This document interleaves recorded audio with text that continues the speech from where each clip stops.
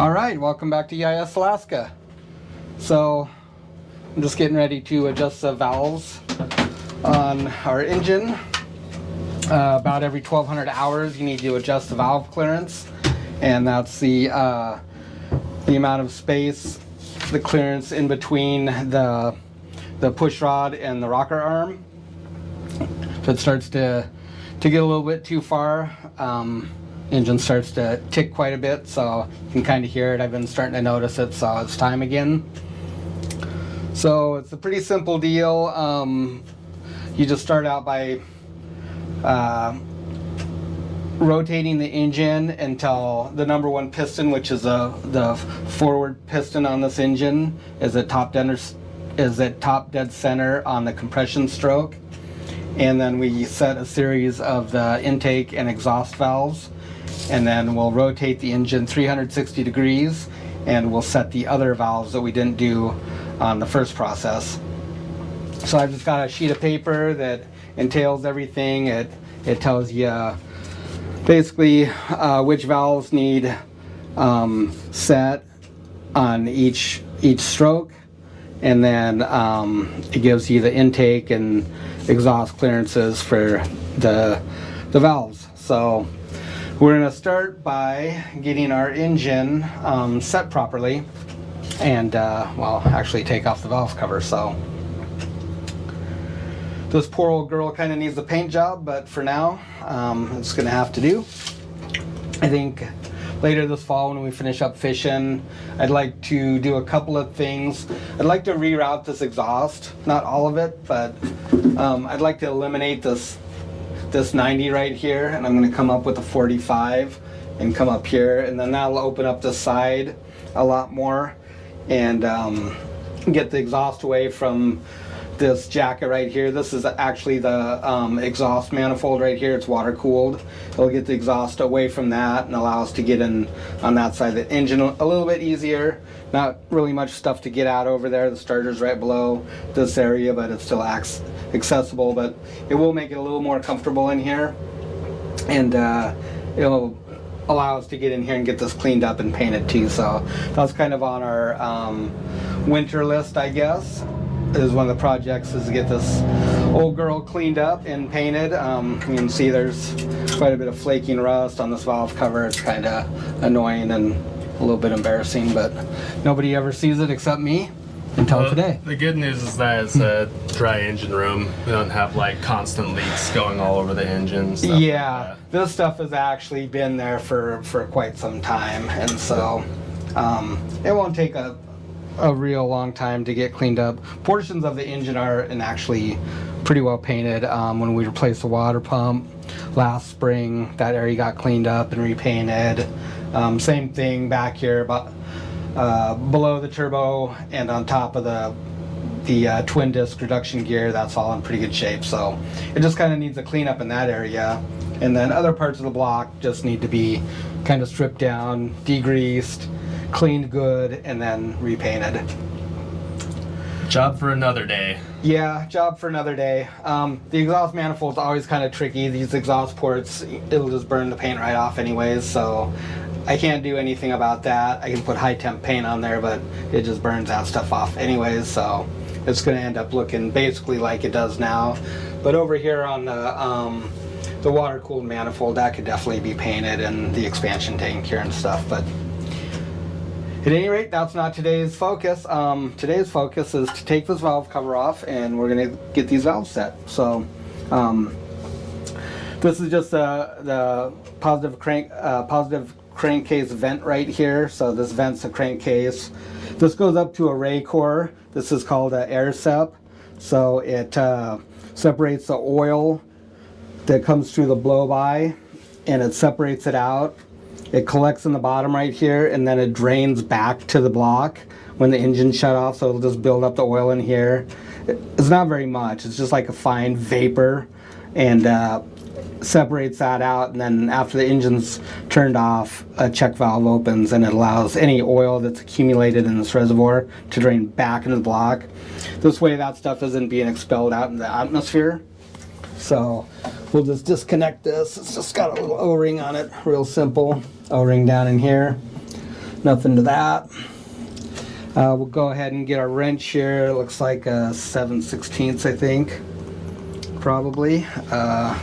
Socket, and we'll get this valve cover off. See, I picked up a new feeler gauge. Other one's kind of hard to read, so that'll be kind of nice. I'll set this out of the way so it doesn't end up in the bilge. So yeah, we'll just start with getting the valve cover off here.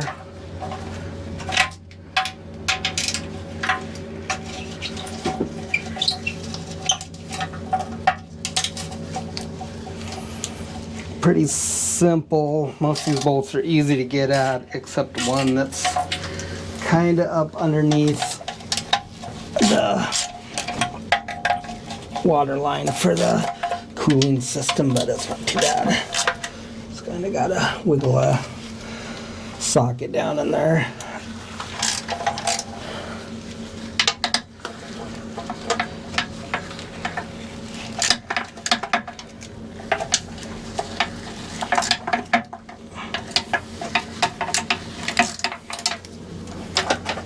It's always a little bit of a pain, but I think it's harder to get in than it is to get out.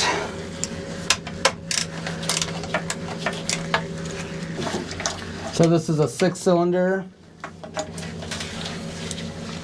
225 horsepower, turbocharged John Deere 6414, but it's marinized by Lugger, which basically means they put a expansion tank on the front, water-cooled exhaust. What else did they do to it? Seems like that's kind of about it. Is the oil cooler that's added, or is that default? No, that's actually, yeah, that's part of the expansion tank, because the oil cooler comes on there. So that's the oil cooler for the reduction gear. The regular oil cooler for the engine oil is up here, and that's, or down there, I should say. But that comes standard on these. So these are pretty good engines. It's just an old school industrial engine. They used them a lot in like skidders in the logging industry and probably some other applications. Tractors. The old 6414. Yeah, pretty straightforward and simple, huh? Yeah, very simple engine. No glow plugs. Just a solenoid for the injector to turn it on and off. For the injection pump. Pretty simple. Simple engine. So this part's a little bit slow.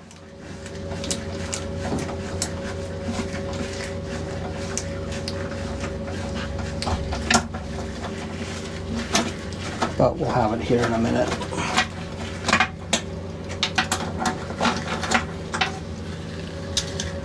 One more to go.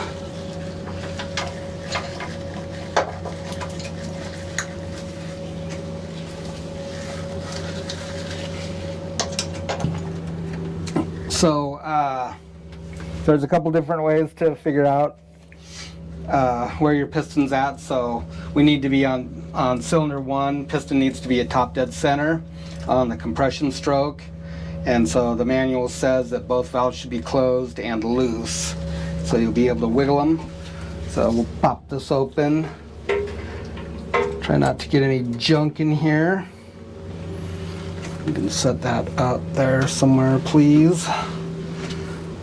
So while we're in here, it's always a good time to just kind of check things over, make sure that there's no loose bolts or anything, like a broken spring. Everything looks good. So, so these should both be closed. So you can tell by the height of them. So this valve right here would be closed. This one would be open because it's pushed down. So it's allowing the air, or in this case the exhaust, to go through this port and into the exhaust manifold. This is the intake right here. And so, so these should both be closed, which they are, and they should also both be loose, which it looks like they are. But that's not quite the end of the story yet. We actually have on the flywheel, there's an indentation that allows a small push rod to drop into it, and then you know that you are at top dead center. So that's what we need to do next. So we don't really need very many specialized tools to do this, other than this nice cool little gear right here. So this actually engages the flywheel. It's spring loaded right here, so you push it in there and it'll just kind of pop itself back out. But you can put a socket on here, and this allows us to rotate the engine. So this is the pin right here that we use to engage the flywheel. So those both go in down here. It's probably going to be pretty hard to see with me in the way, but there's a cap right here.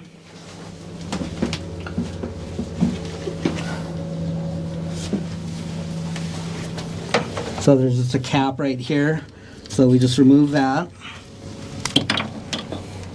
and this is where the gear goes in. You can engage the flywheel. That's just spring loaded, so it'll pop itself back out, but you rotate a little bit, it'll lock in. And then this is the actual pin right here. So now we can put a socket on here and rotate the engine, and we just apply slight pressure to this, and when we feel it drop in and engage into the pin in the flywheel, we know that we're either at top dead center on our number one piston on the compression cycle, and we verify that by wiggling the valves, and if not, then we just rotate the engine 360 degrees until that drops in again, and we continue to check it till we know that we are on the compression stroke. So we will do that next. And then we do have like one kind of specialty tool that we actually made this a long time ago. It's really hard to get in on some of these valves to tighten the jam nut, which is like, it's underneath right here on the push rod. So it's on the bottom of these rocker arms. So some of them you can get at with just a normal wrench, like you can come through here, but others it's almost impossible.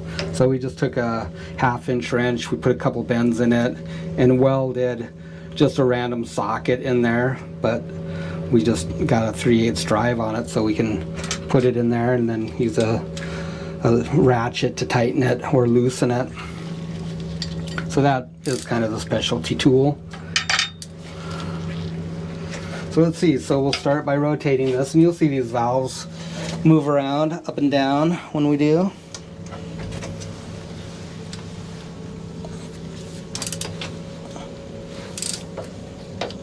You need light, Deb?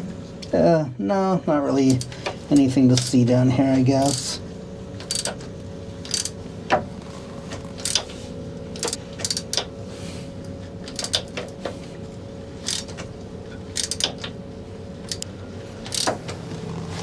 Bit of a process to find the little pinhole.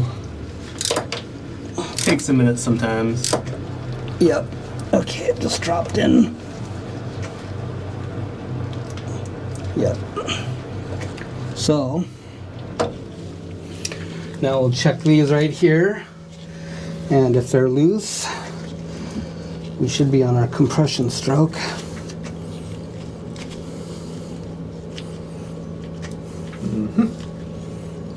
They feel loose.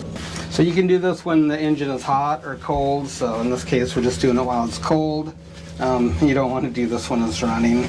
You couldn't do it on this one when it's running because of the location of the jam nuts, but other ones that adjust from the top. Yeah, so I'm just going to go ahead and roll this over and just double check it. So it'd just be 360 degrees. I do have a mark down here on the crank right here. Is just down by the pulley. I have a mark right here, and I have a corresponding mark right here on this housing for our PTO, and that just kind of helps me get it in the ballpark quicker. While I was down there, I noticed that these belts are a little bit loose, so we'll tighten those up too while we're at it.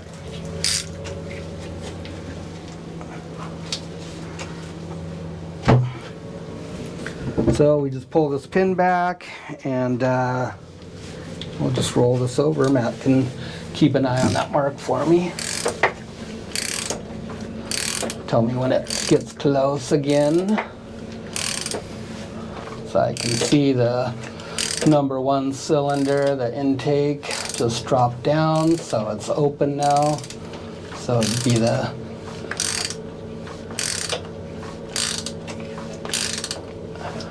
intake. Here it comes.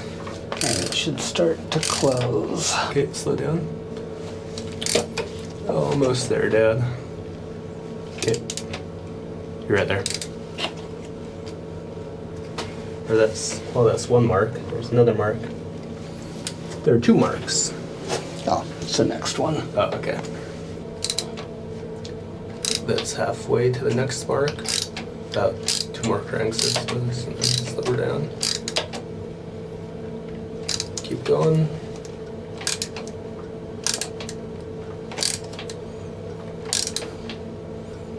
A little more. Half a crank, I think. There you go. Good. So these are both tight right now. So I know we gotta go around again. So that just closed. And so the next one is gonna be the compression stroke. So that was just the intake, so it's gotta go a complete rotation again because these are tight. Okay, so we just rolled that over again. So that was the exhaust stroke, and then it came back up and closed, and about half of a rotation is the rest of the compression stroke. Now if I wiggle these, you can see that they're both loose, so we should be good to go. So the clearance for the intake valves is 14 thou, so 0.014 of an inch. So that's what I got my feeler gauge at here. And so first we're gonna, according to this, the intake is gonna be the number 1, 2, and 4 cylinder intake valves. So that's number 1, 2, and 4. You can see number 3 is down, so that's on the intake stroke for it. So it's pretty much, you just slip these in there. It should be not real tight. That's a little bit tight, but it should be just kind of a loose drag. I guess everybody kind of has their own way to do it. I guess regardless, at least just try and make them all consistent. So that one is maybe a little tight feeling. That's probably okay. That one's a little bit looser than the first one. Just kind of gauging it on how it grabs the feeler gauge. Yep. And that one's actually like almost loose. I can almost wiggle that. So that one could be tightened up a touch. So these ones, you're just either backing these nuts in or out. There isn't a like some engines, they'll have a jam nut and you'll use like a screwdriver through the top, and there'll be like a set screw in there that you raise up and down, and then you lock it. These ones are just it's more, I think it's just like the cup on the bottom of these rocker arms is threaded into the rocker arm, and yeah, like this here. Yep, exactly. Yeah, so that's just a little cup that your push rod goes into, and it's threaded into the rocker arm, and so you just advance it, or well, you bring it in or out. So yeah, so we'll just get our nice little handy dandy tool, get that socket out of the way.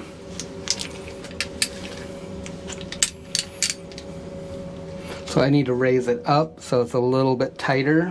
So this is when this tool really comes in handy. This used to be very hard to do without it. There isn't a lot of room in here because of this housing for the intercooler here. This part is quite fiddly. It's not a hard job, it's just a little bit time consuming is all. Yeah, I want to take your time. They're actually pretty stiff. You're always kind of worried that you're bending something, but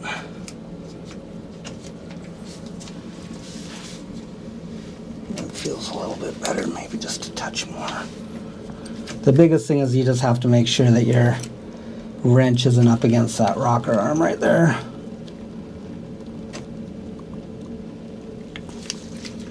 And that was just a tiny little nudge.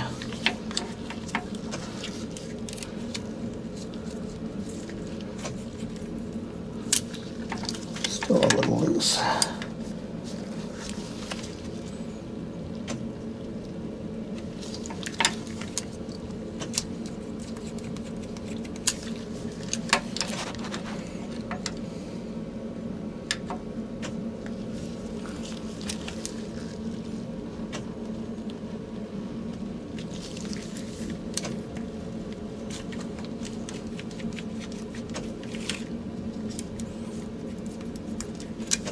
Okay, that feels pretty good.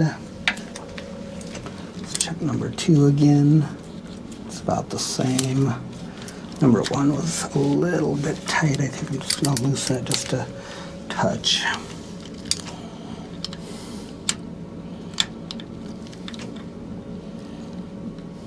It's funny because it doesn't take very much to make a difference on these.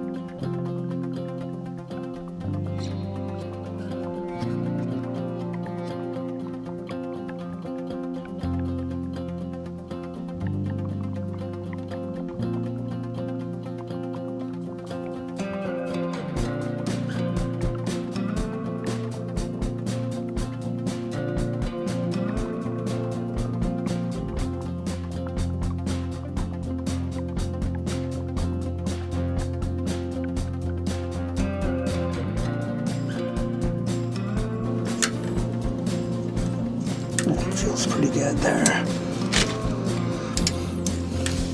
Not the best light in here. Just got the one LED overhead, so sorry about that. Yeah. Should more or less be able to see. It's brighter in here than it probably looks on camera. GoPros are not the best at capturing low light.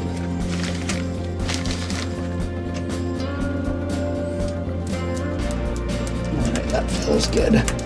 Alright, so I'm going to call that good.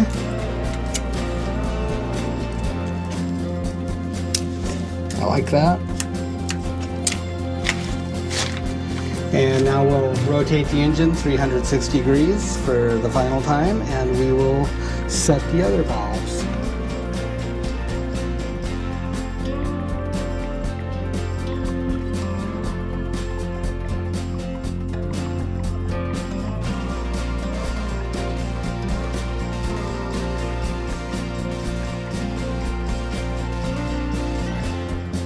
Okay,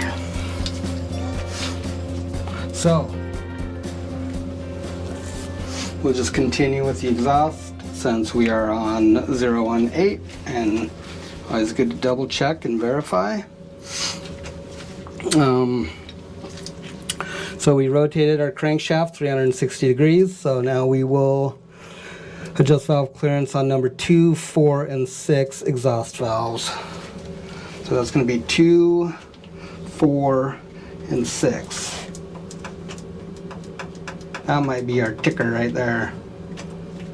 We'll see. So a little diagram here. That was the first, and there's the second. Got little arrows pointing to intake and exhaust, which ones you need to adjust. Both text and picture format. Yeah, so this is now piston number 6, which is the very aft one, or the back one on this engine. That's on top dead center compression stroke now. All right, so same thing, that one feels a little loose. Just gonna tighten it up a nudge.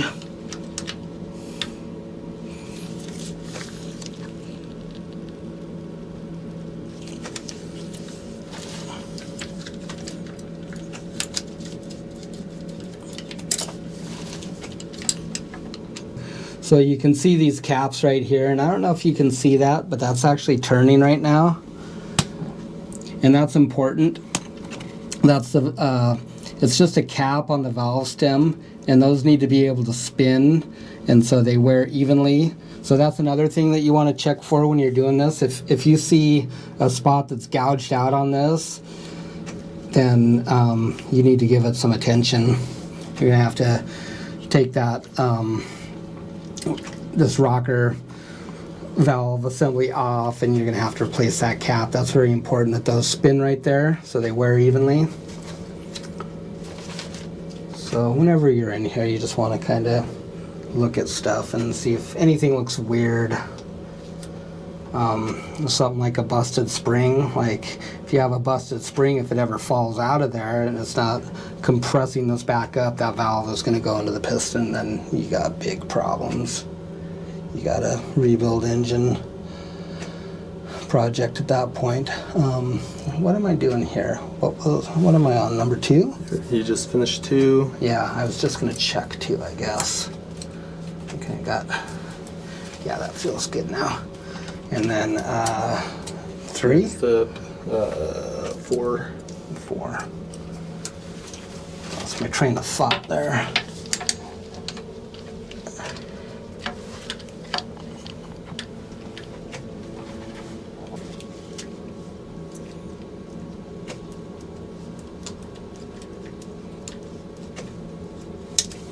Yeah, good. And 6, yeah.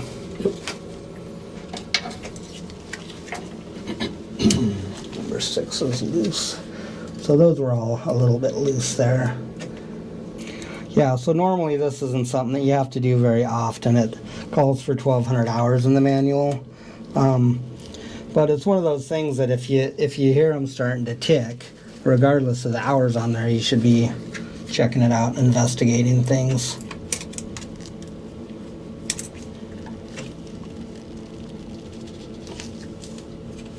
Yeah, your engine gets you around. You don't want to be caught in a bad place with it going down.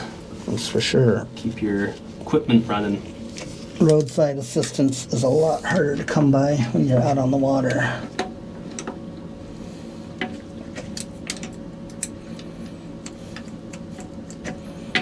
All right, that feels pretty good.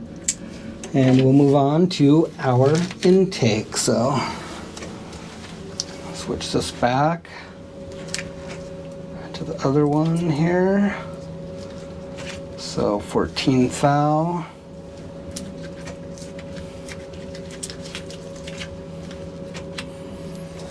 And we are looking at number 3, 5, and 6 for intake.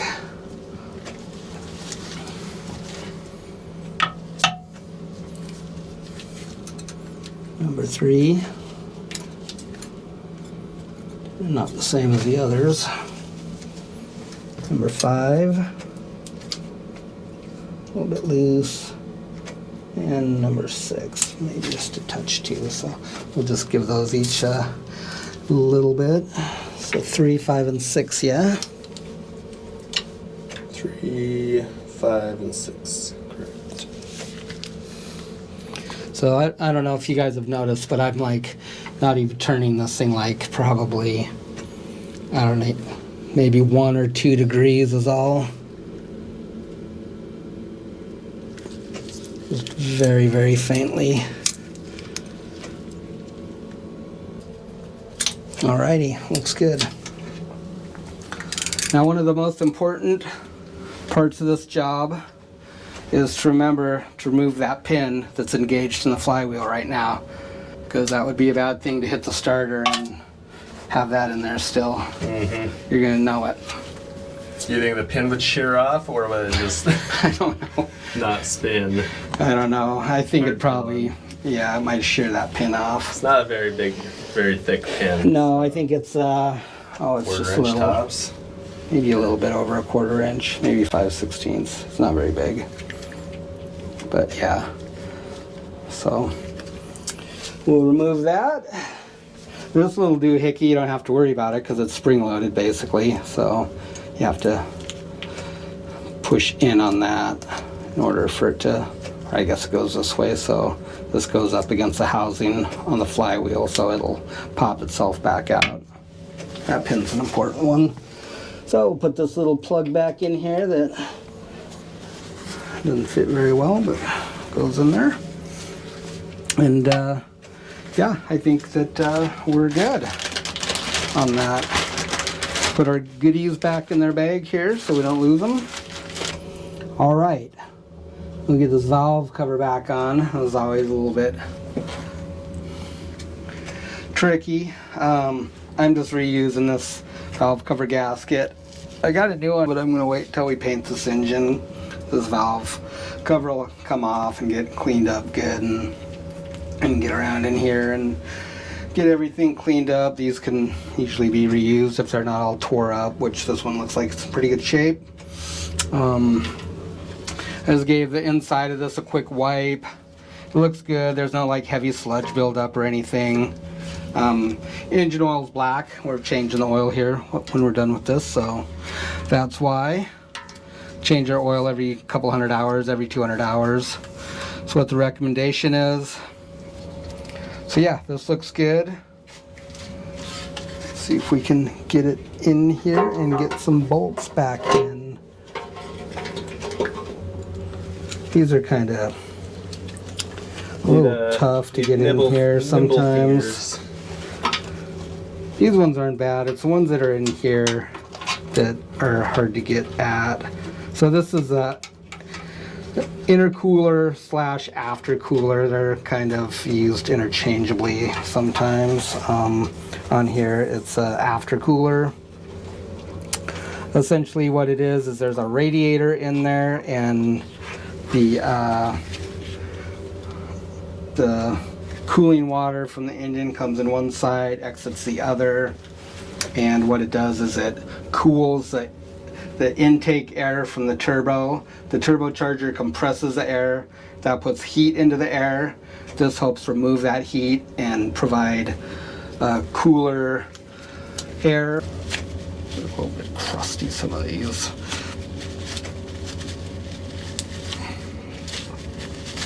Yeah, they've got a little valve cover shaped flange on them, or washer if you will. Yeah, just kind of helps.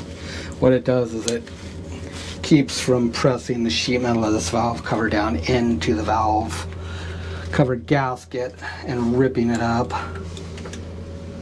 So we'll just use a little scribe with a magnet on the end and kind of like try and drop this down in there. These ones are always a bit of a pain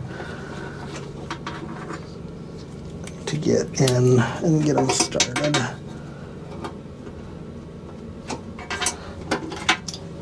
Okay, so now it's just a slow process of getting all these put back in their little homes, and then we'll snug them all up.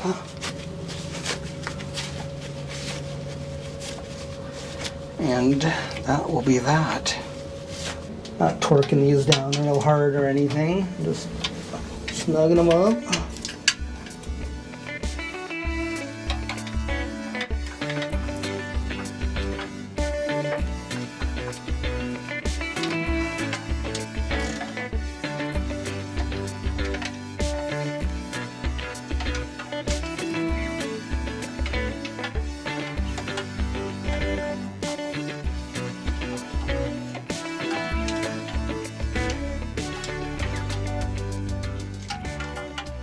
Looks good.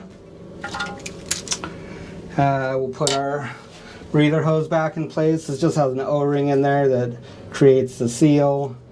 That needs replaced once in a while, but it lasts quite a while.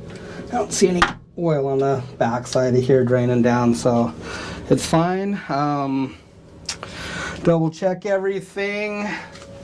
Got all our bolts in, pins removed, plugs back in.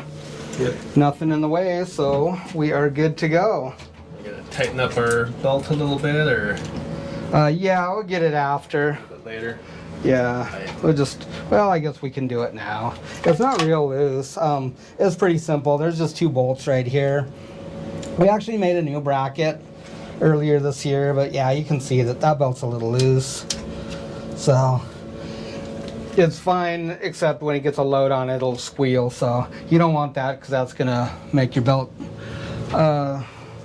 wear prematurely. And on this particular engine, you can't just take this belt off and replace them. There's actually 2 on there. It's a dual pulley, dual belt pulley. Yeah, so on this particular engine, because it has a PTO on the front and a hydraulic pump, you can't just replace these belts like on a car. There's no way to physically remove that without unbolting this PTO right here. So if you look closely, you can actually see a second set of belts that's zip tied right here. And that's just in case you ever have one of these fail on you, you can quickly get a new one in there, back on, and be mobile again.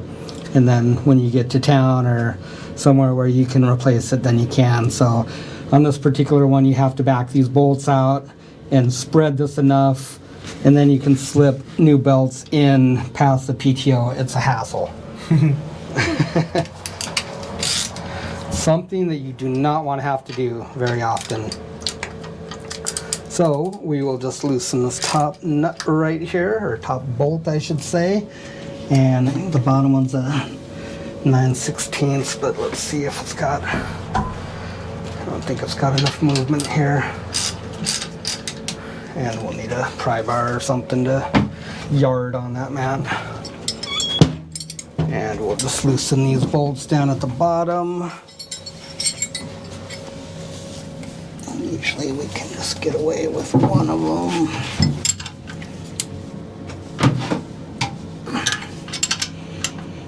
That will allow that to pivot. We usually just kind of put a bar in here somewhere. You have a bunch of stuff in here, of course, to block your pry zone.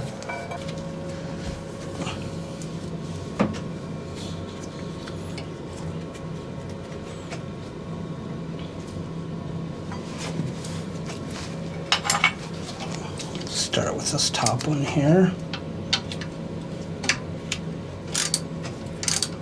It actually moved a lot, so those belts have loosened up.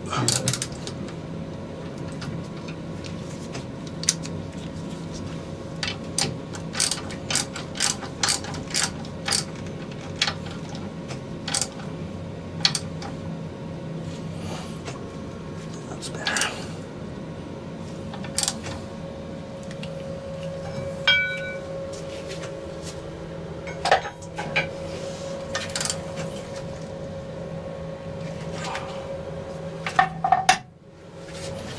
And tighten the nut on the pivot point.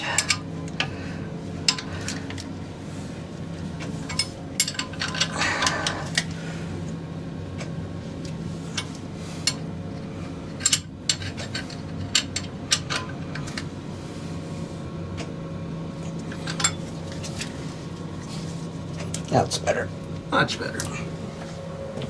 Not so floppy. Okay, that's it. That's an easy adjustment on this. Probably a lot easier than most cars, actually. Yeah, at least you have the space to work on it. Not Yeah. cramped under the hood. Alrighty, well, let's roll her over and See how she sounds. see if we can hear any difference here. You ready? Ready, Freddy?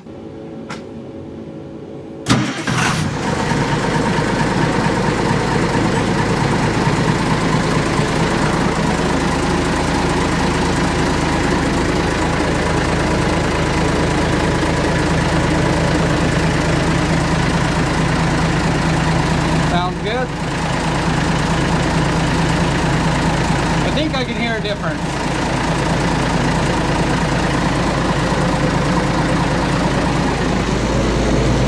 Is it different? Yeah, don't hear it now. Yeah. All right, well, I guess that'll do it for now. So definitely better. Yeah, sounds good. Yeah. So that's good for another 1,200 hours, I suppose, or at least until we notice it again, and then we'll just go back and do the same. Pretty easy process. Pretty anyway. simple process, yeah. Just a little bit time consuming. I'm not sure what that took. Maybe a hour, 20 hour minutes? and a half. Hour and a half. Yeah. Not too bad. I think running the bolts back in is sometimes part of the most time consuming thing, but And of course, it could be faster with like running full rotation again to double check, but like best to be safe, yeah. not mess up your spacing and Yep. stuff. So Yeah, it only takes a few minutes to do that. So yeah, thanks for joining us, everybody. yeah, guys, thanks for commenting and subscribing, liking. Yeah, really helps our algorithm if you do that, so we appreciate those thumbs up. And we'll see you again next time. Yep. Take care, guys.